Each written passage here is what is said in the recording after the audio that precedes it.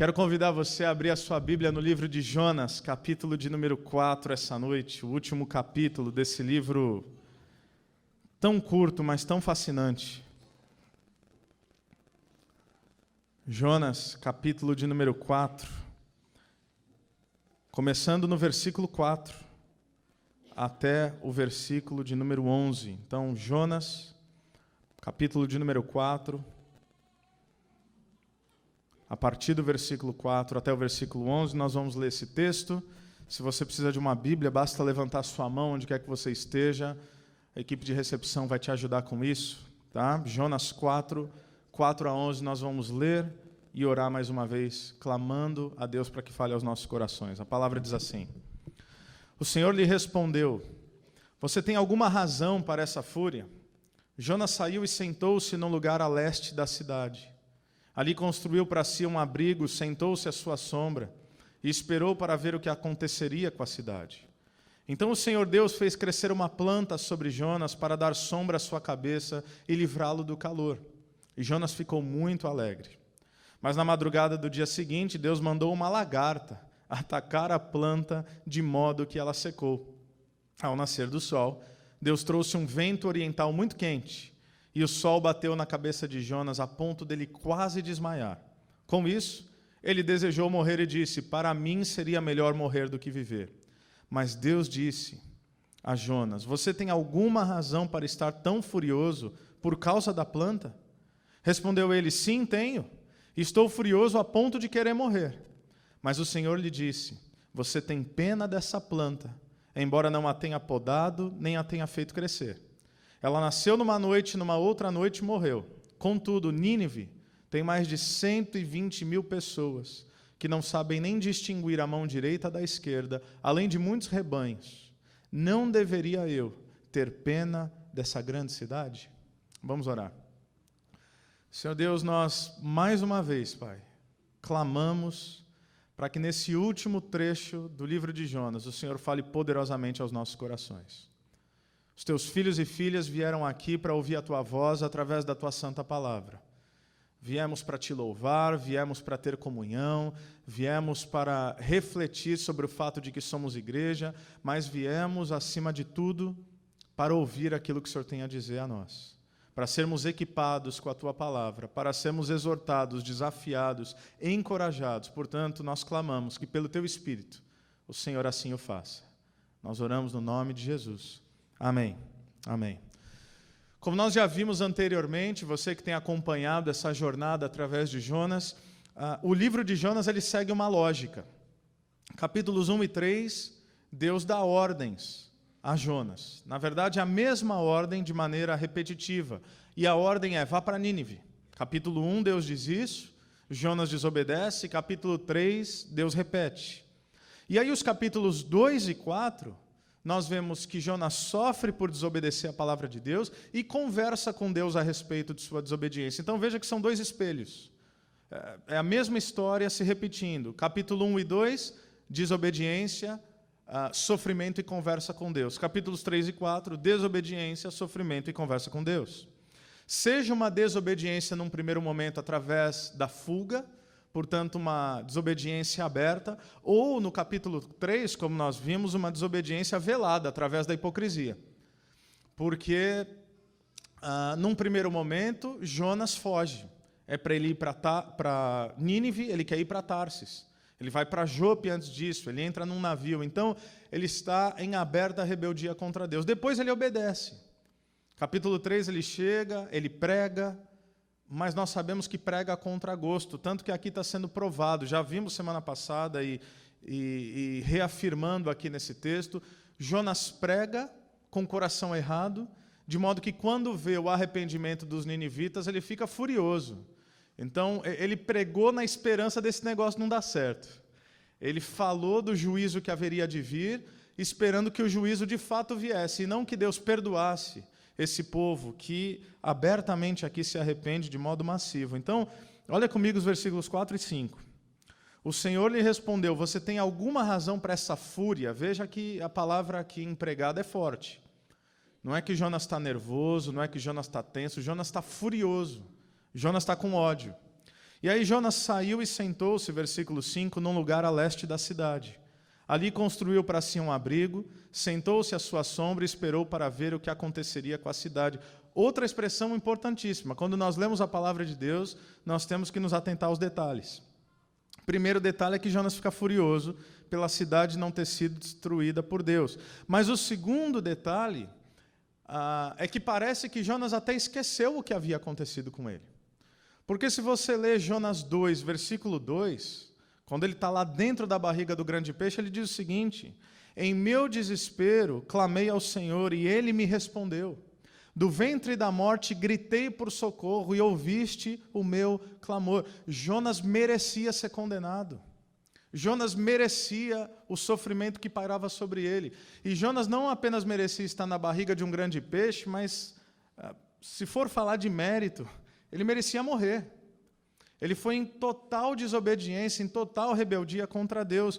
Mas quando ele clama pela misericórdia de Deus, Deus exerce misericórdia sobre ele. Jonas merecia a condenação, mas foi objeto de misericórdia. Isso me faz me perguntar e nos perguntarmos quão rápidos nós somos em clamar misericórdia para nós e juízo para o nosso próximo.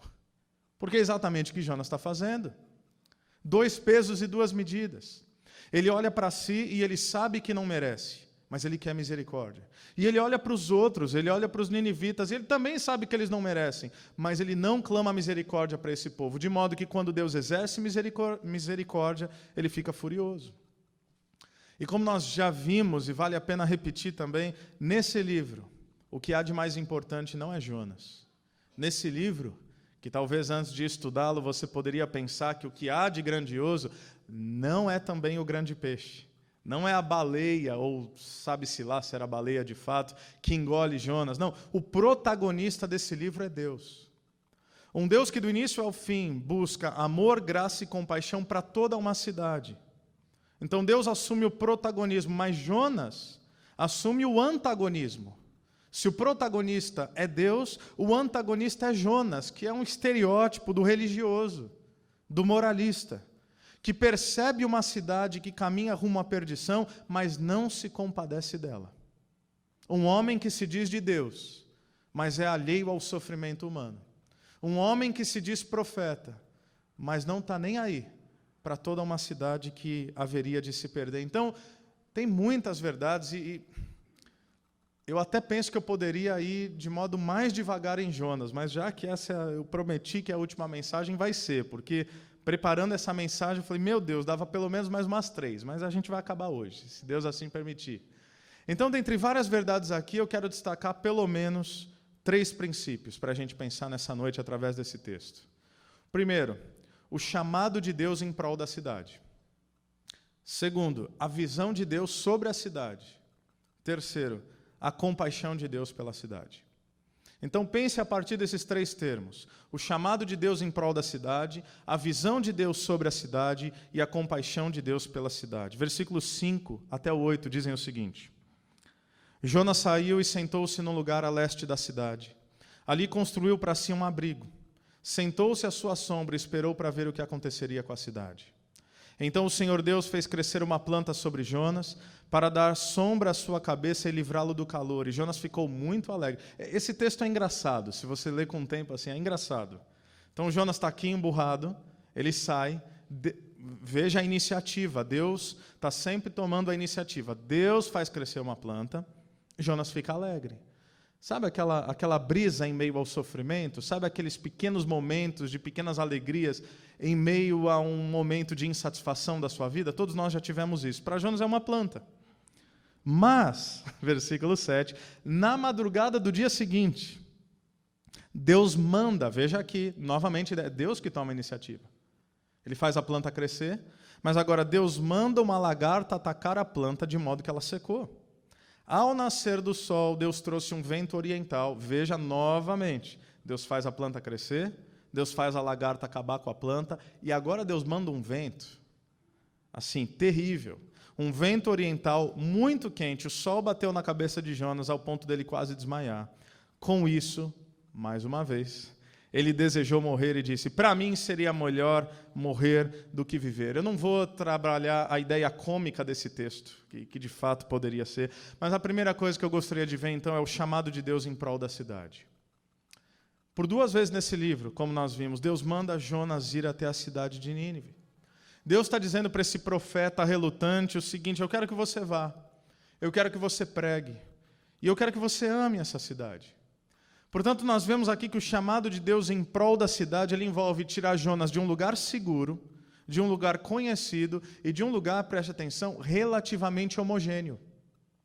Jonas em Israel estava em casa, simbólica e literalmente. Todos na sua terra criam basicamente na mesma coisa: o Deus de Israel, o Deus de Abraão, Isaque e Jacó. Todos eram monoteístas, não tinham a mesma crueldade dos assírios. Havia um alinhamento de pensamento. É aquele ambiente comum. Então, é um ambiente onde ele está confortável, onde ele se sente familiarizado e onde todos falam a mesma língua, tanto literal quanto simbolicamente. Criam basicamente nas mesmas coisas. Para quê? Para enviá-lo a um lugar hostil, desconhecido e onde todos são diferentes. Não é uma tarefa fácil. Mas aí nós começamos a olhar para a palavra de Deus e nós vemos que isso não acontece apenas com Jonas. Acontece também com aquele que é chamado de pai na fé, Abrão, que depois vai se chamar Abraão, porque em Gênesis 12, versículo 1, o Senhor disse a Abrão: saia da sua terra, veja a mesma lógica, saia da sua terra, do meio dos seus parentes e da casa do seu pai, e vá para a terra que eu lhe mostrarei. E quando você segue na leitura do texto de Gênesis 12, você entende o porquê Deus está enviando Abrão para essa terra que ele haveria de mostrar. O propósito é que, através desse movimento de saída da zona de conforto, outros sejam abençoados.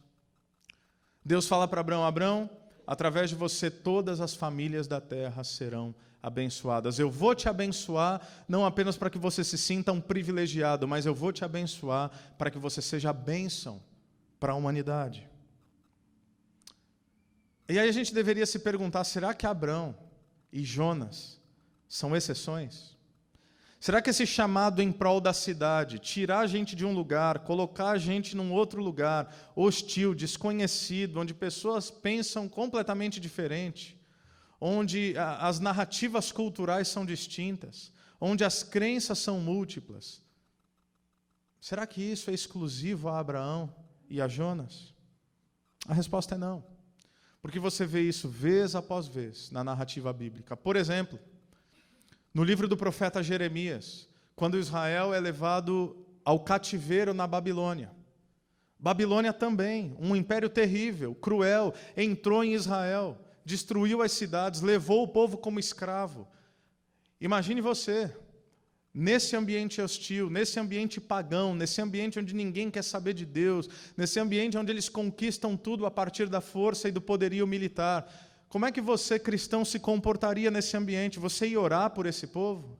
Você ia querer o bem desse povo? Sejamos honestos, naturalmente não. Você iria querer sair de lá. E é exatamente isso que a nação de Israel começa a fazer. Eles começam, embora no cativeiro babilônio, eles começam a se juntar de modo tribal e se isolar do resto da população, do resto da cultura, do resto dos costumes. E aí algo inusitado acontece. Porque em Jeremias capítulo 29, versículos 4 a 7, através do profeta Jeremias, Deus diz para Israel o seguinte: construam casas e habitem nelas. Plantem jardins e comam de seus frutos. Casem-se e tenham filhos e filhas. Escolham mulheres para casar-se com seus filhos e deem as suas filhas em casamento, para que também tenham filhos e filhas. Multipliquem-se e não diminuam. E aqui o que Deus fala é chocante. Ele diz: busquem a prosperidade da cidade para a qual eu os deportei. Busque a prosperidade daqueles que te oprimem. Busque a prosperidade daqueles para os quais você é escravo. E orem ao Senhor em favor dela. Porque a prosperidade de vocês depende da prosperidade dela, da cidade. Prosperidade aqui, no hebraico, é a palavra shalom, que muitas vezes se traduz por paz, mas prosperidade é a melhor tradução de shalom. Uma outra tradução possível de shalom é harmonia. Então não pense prosperidade nesse termo assim reducionista e tão pobre que fizeram, como a chamada teologia da prosperidade, que onde a gente pensa que ser próspero nada mais é do que simplesmente ter dinheiro. Não, ter dinheiro é muito pouco para quem é próspero. Quando a palavra de Deus fala de shalom no Antigo Testamento, shalom é uma vida próspera, plena e harmoniosa. Shalom é ter Deus. Shalom é ter paz, é ter justiça, é ter prosperidade também financeira, mas é ter prosperidade em todos os aspectos da vida. É ter saúde, é ter vida ajustada, é ter família equilibrada, é ter consciência, é ter princípio, é ter valores. Então, quando Deus está falando, ore pela shalom da Babilônia, desse povo que te oprime, porque se eles forem prósperos, vocês também serão. Isso é algo inusitado, porque de repente os israelitas olhariam para Deus, nós olharíamos para Deus e perguntaríamos, mas Deus, Babilônia é cruel, Babilônia é injusta, Babilônia é opressora, veja como essa sociedade tem nos tratado. E aí Deus responderia algo mais ou menos assim, exatamente, é por isso que eu preciso de gente minha lá dentro. Exatamente porque é verdade, isso tudo que vocês disseram. É porque tem causa, é porque tem maldade, é porque tem injustiça, é porque tem tudo isso que eu preciso do meu povo ali. Porque a luz brilha no meio das trevas. Porque o chamado do povo de Deus é trazer ordem em meio ao caos.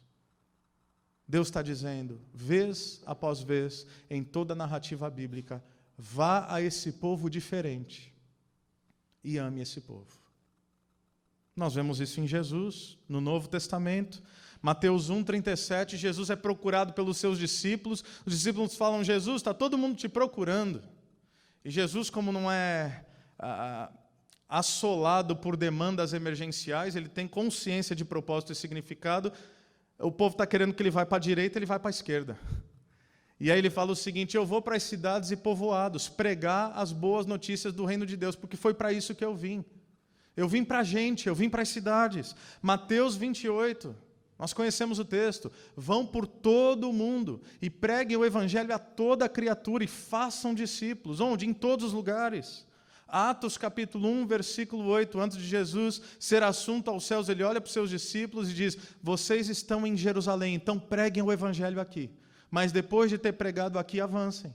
Vão para a Judéia e para Samaria e para os confins da terra, isso é, vão para todos os lugares onde estiver pessoas e proclamem a boa notícia do reino de Deus. E as cartas do Novo Testamento é a mesma coisa. Cartas destinadas a igrejas em cidades. Carta para a igreja de Corinto, para a igreja de Éfeso, para a igreja de Filipos, para as igrejas da Galácia, para a igreja de Colossos, Tessalônica e assim por diante. Então, o chamado de Deus é para a cidade, é para um povo que se compreende como enviado para entrar na cidade e não se isolar dela. Porque cidade aqui deve ser compreendido como pessoas, como gente. E o que Jonas faz? Jonas sai da cidade, busca uma sombra, um lugar de descanso, um lugar onde ele não teria nenhuma confusão, onde ele poderia apenas pensar em si. Mas a nossa fidelidade ao chamado de Deus envolve irmos de encontro à cidade e não para longe dela. Por muitas vezes a tendência do nosso coração é nos isolarmos de problemas, é nos isolarmos do caos, é fecharmos os olhos para as mazelas da sociedade, é ignorarmos aquilo que acontece porta fora desse lugar sagrado onde a gente se reúne. Mas o chamamento de Deus para o seu povo é para ir de encontro à cidade, ir de encontro às pessoas, ir de encontro ao caos e ser luz no meio da escuridão. O chamado de Deus é para a cidade. Segundo lugar, a visão de Deus sobre a cidade, que é uma visão um tanto peculiar e quem sabe até complexa, porque em Jonas 1, versículo 2, Deus olha para Jonas e diz, olha, vai pregar contra Nínive, porque a maldade dela chegou até mim. Então, Deus envia Jonas para uma pregação dura e contrária àquele povo, dizendo que aquele povo é cruel, dizendo que aquele povo é mau. No entanto, em Jonas 4, versículo 2, Jonas fica irado com Deus, acusando Deus do quê? De ser exatamente o contrário. Não de ser um Deus punitivo, um Deus judicioso, mas ele fala, Deus, está vendo? É por isso que eu não queria ir para Nínive, porque eu te conheço. Você é cheio de compaixão, cheio de misericórdia, fala que vai pegar o povo, não pega. Agora eu estou aqui, furioso. Esse povo merecia tudo morrer. E eu fui lá feliz, dizendo que eles iam morrer. Aí o senhor não mata, o senhor me complica. Então, peraí, no começo, Deus olha para a cidade e fala, essa cidade é má e merece juízo. Depois, Deus olha para a cidade e fala, essa cidade é perdida, merece misericórdia. Qual é a visão de Deus sobre a cidade? Qual é a visão de Deus sobre a cultura? Qual é a visão de Deus sobre o mundo? Ela é má e merece julgamento ou ela está perdida e merece misericórdia? A resposta é sim. É um ou é outro? É os dois. Ambas as realidades são verdades. E a visão de Deus sobre a cultura deve nortear a nossa visão sobre a cultura. Eu não sei se você já ouviu falar em Agostinho de Hipona, que influenciou o pensamento cristão por muitos e muitos séculos. Agostinho de Hipona tem como sua obra célebre o livro A Cidade de Deus, que você pode até não ter lido, mas você certamente foi influenciado por ele, porque a cultura ocidental foi influenciada por esse livro. E a ideia que Agostinho traz ali é aquele traço paralelo entre o que ele chama de cidade de Deus e cidade dos homens. E aí ele vai nos orientar a não colocarmos a nossa esperança naquilo que ele chama de cidade dos homens. É nesse mundo, é nessa sociedade, é nessa cultura, é do jeito de ser gente que a gente aprendeu a ser. Gente que se move contrária ao reino, que se move a favor de si mesmo e não a favor do próximo.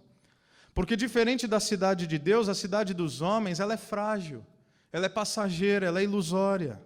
Aliás, é exatamente isso que João tenta nos mostrar em Apocalipse. Há algum tempo nós fizemos um aulão aqui de Apocalipse para o Ministério Infantil e foi fascinante refletir sobre Apocalipse à luz daquilo que esse texto quer dizer. Por exemplo, há um momento onde João coloca ali como visão uma mulher vestida de vermelho.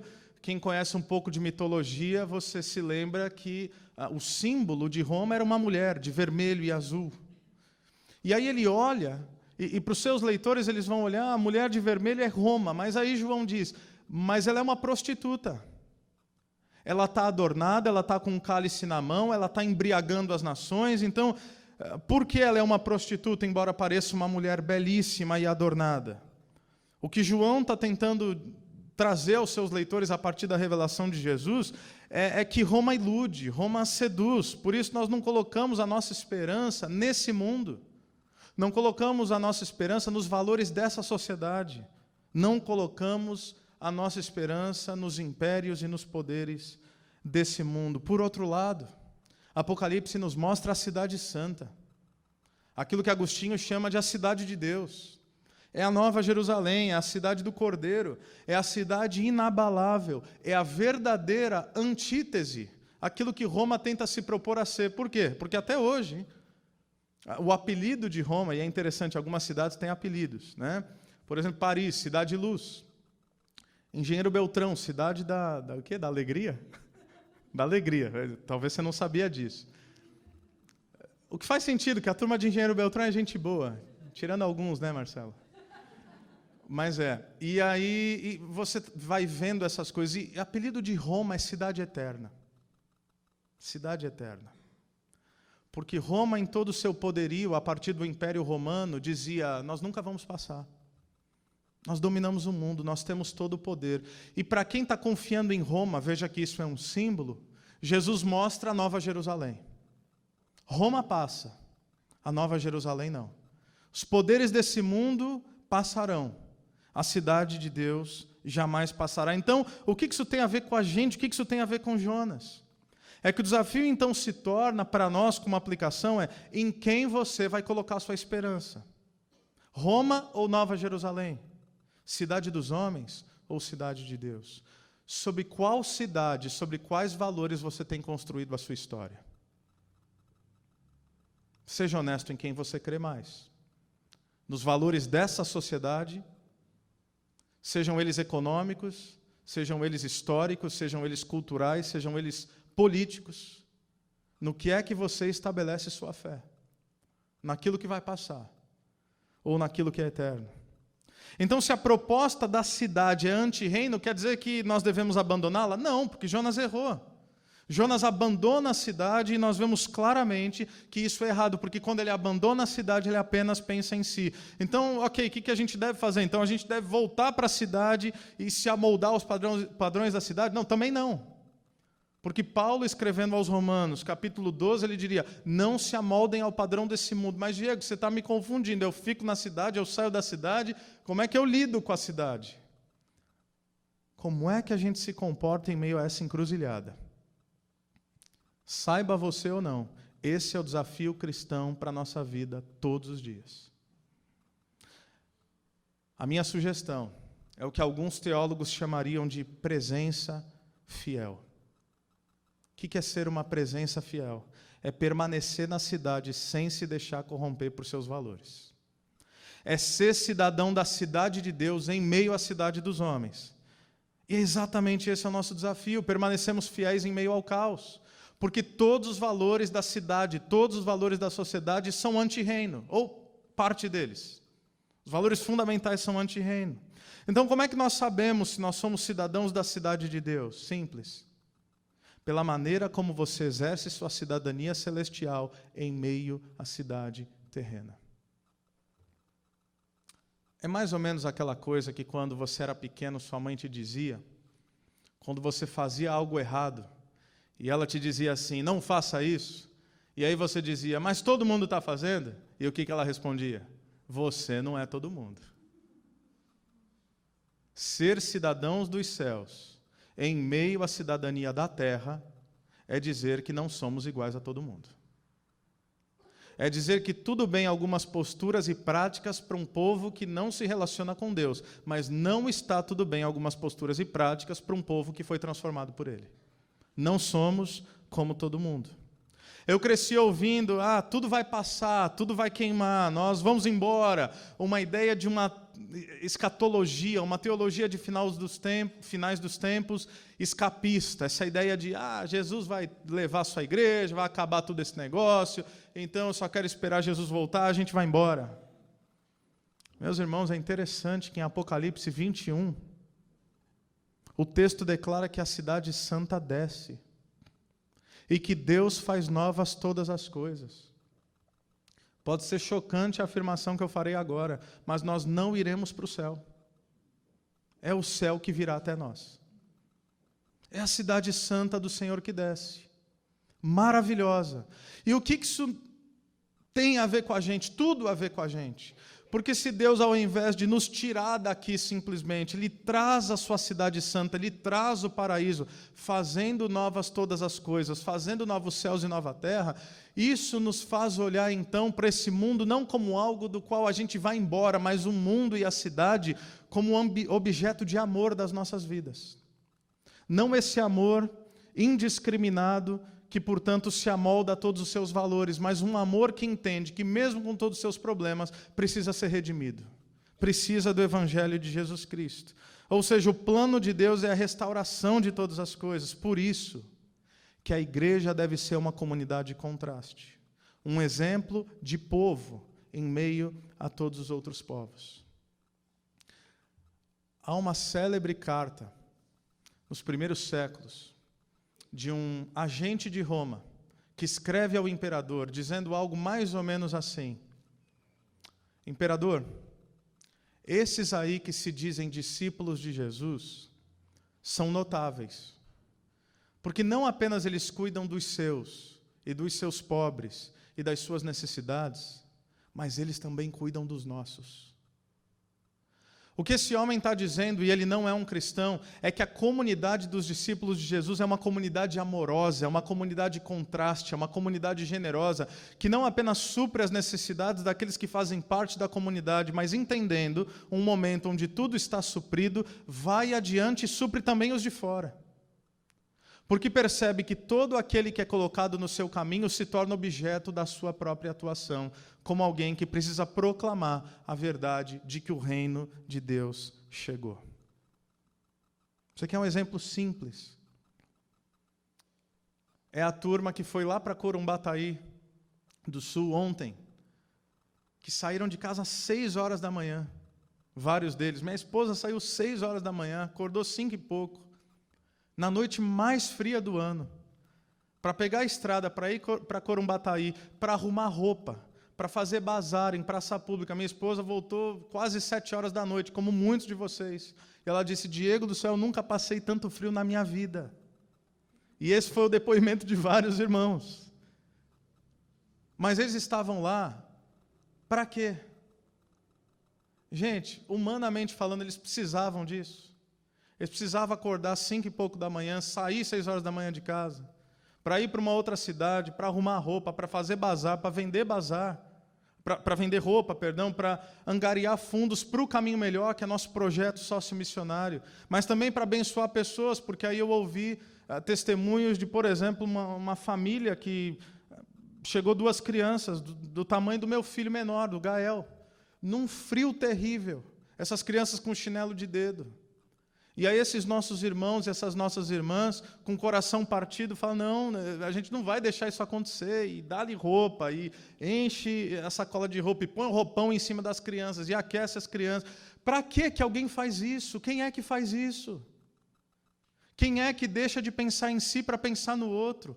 Quem é que sai da sua zona de conforto? Quem é que vai para um ambiente desconfortável? Quem é que gasta um sábado, que é dia de descanso, 12 horas fora de casa, chega exausto? Quem faz isso? Eu te digo quem faz isso. O povo de Deus. O povo de Deus faz isso. Porque o povo de Deus é um povo distinto em meio a todos os outros povos. Porque nós entendemos que nós fomos visitados pelo Espírito Santo de Deus e já não podemos mais viver para nós mesmos. Porque o nosso maior exemplo, que é o Cristo, não escolheu viver para si, mas abandonou a sua glória em nosso favor, para que nós abandonemos a nossa zona de conforto em favor daquele que ainda não o conhece. E agora, nós não nos isolamos mais da cidade, isso é, das pessoas, nós nos comprometemos com a cidade. Nós não exploramos mais a cidade, nós abençoamos a cidade. Eu tenho estudado muito, eu tenho mergulhado na história de Campo Mourão e da nossa região. E eu só vou tocar nesse assunto porque se eu seguir aqui não vai dar tempo, mas um dos elementos da nossa cultura, da nossa cidade, é que ela é uma cultura extrativista. Extrativista. E eu explico rapidamente o que eu quero dizer. Muita gente que foi abençoado pela cidade não deu retorno a ela. Muita gente que lá atrás enriqueceu com a cidade, pensou em si e não na cidade. Eu sei que é uma afirmação contundente para se falar e sem explicar, mas estude a história da nossa região. A turma, de repente, de Cascavel, que mexia com madeira há décadas atrás, ganhou dinheiro, reinvestiu lá. A cidade prosperou. Eles também. Maringá, mesma coisa. Campo Mourão, diferente. E a gente se pergunta por que algumas coisas na nossa cidade. Talvez porque por muito tempo a gente sugou a cidade sem entregar nada de volta para ela.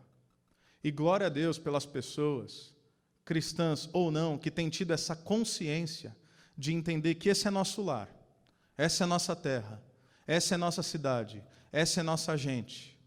Então nós vamos investir nossos recursos, vamos investir nosso trabalho, vamos investir nossa vida nisso aqui, porque a gente quer pensar nessa lógica babilônica, que se a cidade prospera, todo mundo prospera, se a cidade tem paz, todo mundo tem paz, se a cidade é justa, todo mundo vivencia essa justiça. Então nós não podemos explorar a cidade, nós temos que abençoar a cidade.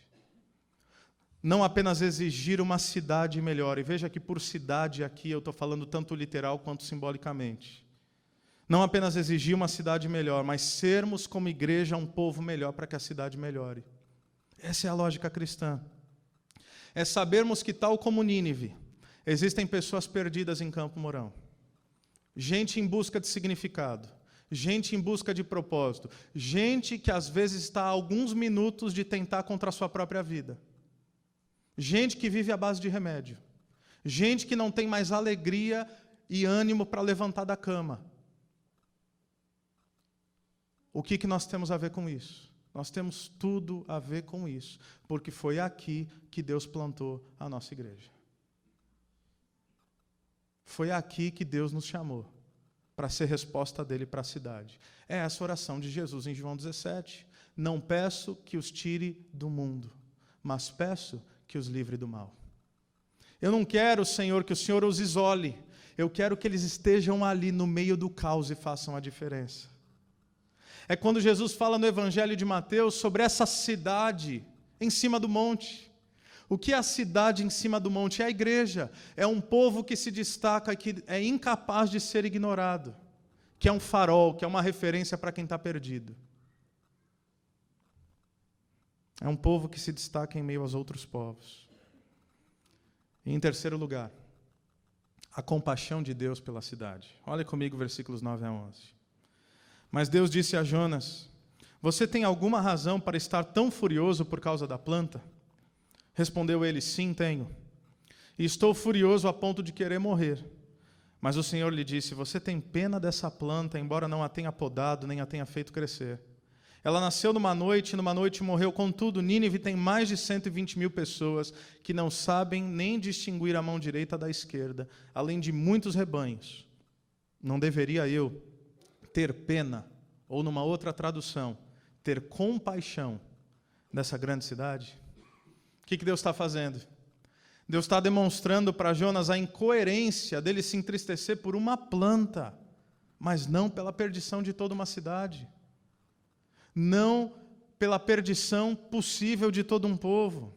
E aí o livro vai terminar com essa pergunta: não deveria ter eu compaixão dessa grande cidade? A pergunta no livro não tem resposta. Você percebe como o livro termina de modo abrupto? A gente já vai falar mais sobre isso. A expressão usada aqui por Deus para denotar compaixão é importantíssima. No Antigo Testamento, palavra compaixão. No Novo Testamento também, mesmo sentido. Quando diz que por várias vezes Deus foi movido por compaixão em seu íntimo. Não é uma coisa do coração. Numa cultura romântica, a qual se desenvolveu através dos séculos, nós achamos que o coração é o fundamento e a fonte de todos os sentimentos. Não. Em culturas antigas não era coração, era vísceras. Era entranhas. E se você pensar um pouquinho comigo, a gente vê que isso faz muito mais sentido. Sabe quando você sente assim, a coisa mexer lá dentro? Quando você sente que teu estômago assim deu um calafrio, sei lá, quando você percebe que suas entranhas estão um tanto diferentes, você se sente ali completamente oprimido, de certa forma. E você tem que fazer algo diante daquilo que vê. É diferente de pena. Eu posso ter pena de alguém. A pena não me faz me mover em direção a ele. A compaixão, sim. É essa palavra que Deus está usando.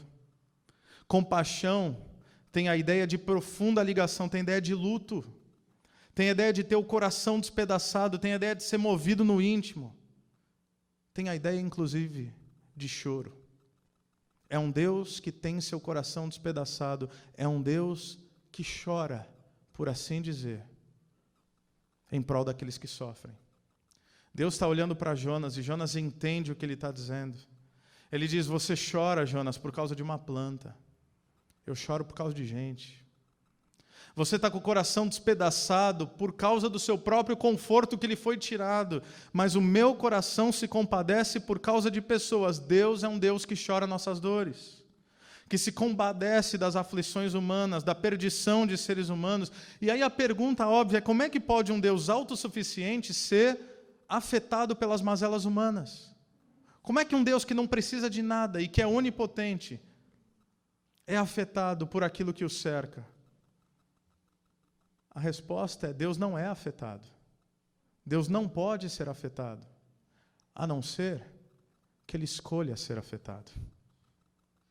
Então Deus não é um Deus que sofre, porque o sofrimento cabe a um ser como Ele. Não, o sofrimento não cabe a Deus. Mas Deus é um Deus que sofre, porque Ele escolhe sofrer pelo seu povo e junto com o seu povo.